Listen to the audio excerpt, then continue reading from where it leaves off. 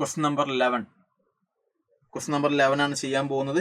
ഇതും electro കെമിസ്ട്രിയിലുള്ള electrolysis എന്നുള്ള ഭാഗത്ത് നിന്ന് വരുന്നൊരു ചോദ്യമാണ്. Oxygen gas will evolved as A product of electrolysis of എന്നാണ് ചോദ്യം. നമുക്ക് നോക്കാം. N aqueous solution of AgNO3 using silver electrode.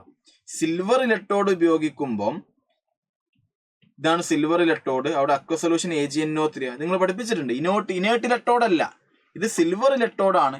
അപ്പൊ നിങ്ങൾ ചെയ്യേണ്ട കാര്യം, ഈ സിൽവറിന് Ag ഓക്സിഡേഷൻ നടന്ന് Ag+ കിട്ടും. ആ Ag+ ഇവിടെ പോകും, കാഥോഡിലോട്ട് പോയിട്ട് റിഡക്ഷൻ നടന്നിട്ട് Ag കിട്ടും. അവിടെ ഓക്സിജൻ ഒന്നും എന്ത് ചെയ്യുന്നില്ല, ലിബറേറ്റ് ചെയ്യുന്നില്ല.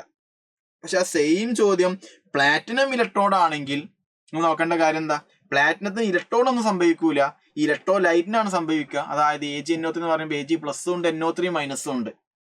Ag+ എങ്ങോട്ടാ പോവുക?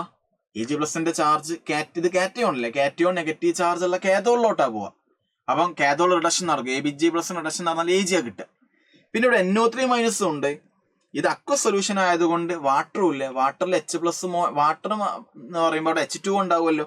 H2Oക്ക് NO3- ചാർജ് നെഗറ്റീവ് ചാർജ്, ആ നെഗറ്റീവ് ചാർജ് ഉള്ള ആൾ പോസിറ്റീവിലുള്ള ചാർജ് ഉള്ള ആനോഡിലോട്ട് പോകും, ആനോഡിൽ ഓക്സിഡേഷൻ നടക്കുക. പക്ഷെ NO3- ഓക്സിഡേഷൻ ചെയ്യാനുള്ള കഴിവ് വാട്ടറിന് ആയതുകൊണ്ട് വാട്ടറിനാണ് ഓക്സിഡേഷൻ നടക്കുക. വാട്ടറിന് ഓക്സിഡേഷൻ നടന്നാൽ എന്ത് കിട്ടും? ഓക്സിജൻ കിട്ടും. ഇവിടെ എന്ത് കിട്ടുന്നുണ്ട്? ഓക്സിജൻ കിട്ടുന്നുണ്ട്. ഡൈല്യൂട്ട് സൊല്യൂഷൻ ഓഫ് H2SO4 എന്ന് പറയുമ്പോൾ H2SO4 ഉണ്ട്, വാട്ടറും ഉണ്ട്.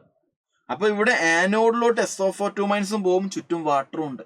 നേരത്തെ പറഞ്ഞ പോലെ തന്നെ NO3- അതേപോലെ SO4 ഒക്കെ കൂടുതൽ ഓക്സിഡേഷൻ ചെയ്യാനുള്ള കഴിവ് വാട്ടറിനായതുകൊണ്ട് വാട്ടറിനാണ് ഓക്സിഡേഷൻ നടക്കുക. വാട്ടറിന് ഓക്സിഡേഷൻ നടന്നാൽ ഓക്സിജനാ കിട്ടുക.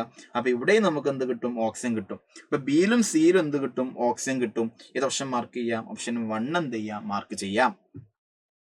ഇവിടുന്ന് ഹൈ കോൺസെൻട്രേഷൻ ആയതുകൊണ്ട് അവിടെ വാട്ടറിന്റെ അമൗണ്ട് നിങ്ങൾ മൈൻഡ് ചെയ്യേണ്ട, അവിടെ H2SO4 കൺസിഡർ ചെയ്യേണ്ടത്.